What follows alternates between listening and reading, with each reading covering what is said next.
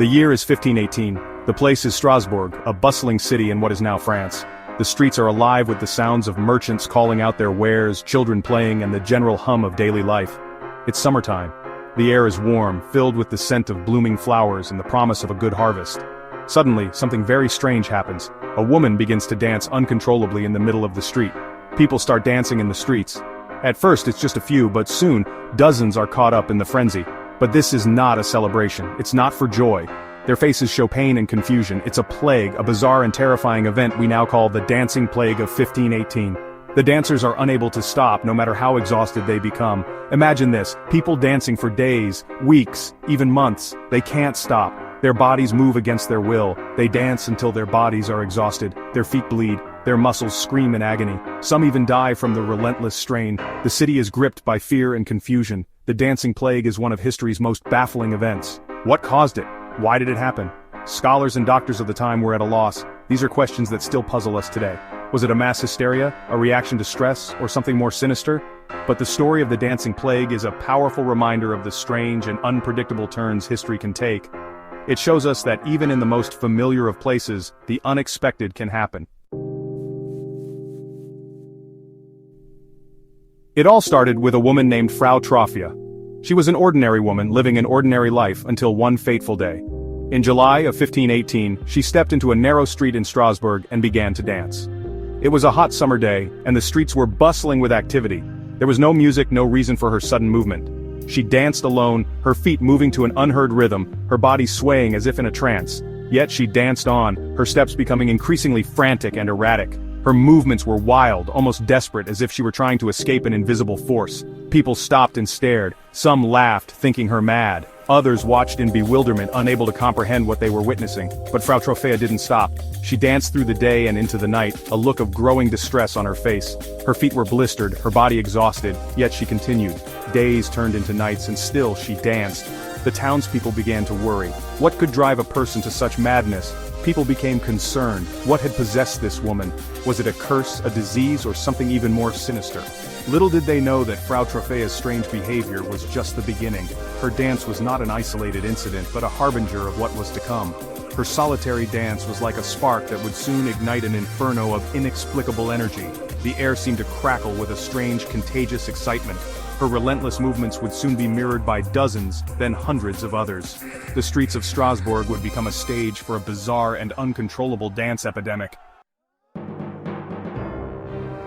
As the days passed, more people joined Frau Troffea in her strange and terrible dance. What started as a solitary, inexplicable act quickly grew into a mass phenomenon that no one could have predicted. By the end of the week, over 30 people were dancing uncontrollably in the streets of Strasbourg. The sight was both mesmerizing and horrifying, as the dancers moved with a frenetic energy that seemed to defy human endurance. The phenomenon, as bewildering as it was terrifying, began to spread like wildfire. Onlookers watched in disbelief as more and more people succumbed to the mysterious compulsion to dance. Soon the streets were filled with dancers. The city, once known for its bustling markets and vibrant life, was now overtaken by this eerie spectacle. They were from all walks of life, rich and poor, young and old. The dance spared no one, pulling in people from every corner of society. Some seemed to be in a trance, their faces contorted in pain and exhaustion. Their bodies moved as if possessed, driven by an unseen force. Others cried and begged for help, but they couldn't stop their bodies from moving. Their pleas echoed through the streets, adding to the growing sense of panic and confusion. The city authorities were at a loss. They had never encountered anything like this before and were unsure how to respond to the crisis. They called in doctors who were baffled. The medical knowledge of the time offered no explanation for the bizarre affliction that had gripped the city. They consulted religious leaders who offered prayers and performed exorcisms, but the dancing continued unabated. The spiritual intervention seemed to have no effect on the relentless movement of the dancers. Strasbourg, once a vibrant hub of commerce and culture, had become a stage for a bizarre and unsettling spectacle. The city's transformation was swift and shocking, leaving its residents in a state of perpetual bewilderment and fear. Theories abounded as to the cause of the strange dancing plague. Some blamed it on hot blood, a common medical explanation of the time for a variety of ailments. Others whispered of demonic possession or the wrath of an angry god. One prevailing theory linked the plague to St. Vitus's dance, a nervous disorder known to cause involuntary movements. Even today, the exact cause of St. Vitus's dance is unknown, though it's thought to be triggered by rheumatic fever. Another theory pointed to mass hysteria. This explanation suggests that the dancing plague was a social phenomenon spread by fear and suggestion. In times of great stress and uncertainty, people are more susceptible to such outbreaks. The dancing plague wasn't just a strange spectacle, it was a deadly one. As the days turned into weeks, the relentless dancing took its toll on the dancers' bodies. They became exhausted, dehydrated, and malnourished. Their clothes were soaked with sweat, their feet bled, some people suffered heart attacks and strokes, others simply collapsed from exhaustion. Contemporary accounts suggest that as many as 15 people died each day at the height of the plague. The city was in chaos. The authorities, desperate to stop the plague, resorted to increasingly drastic measures. They hired musicians to play bagpipes and drums, hoping to drive out the dancing mania. They even built a wooden stage and forced the dancers to continue their frenzied movements, believing this would help them sweat out the supposed illness. As quickly and mysteriously as it began, the dancing plague eventually subsided. By September of 1518, the number of dancers had dwindled. The exhausted survivors slowly returned to their lives, forever marked by the bizarre and terrifying experience. The cause of the dancing plague remains a mystery to this day. Was it mass hysteria, St. Vitus's dance, ergot poisoning, another theory that emerged later?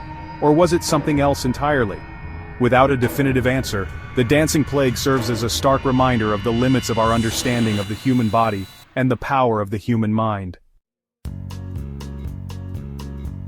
The dancing plague of 1518 might seem like a strange and isolated event, a footnote in the annals of history, but its echoes can still be felt today.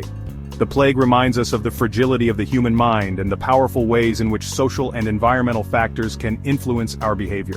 It also serves as a cautionary tale about the dangers of mass hysteria and the importance of critical thinking in the face of the unknown.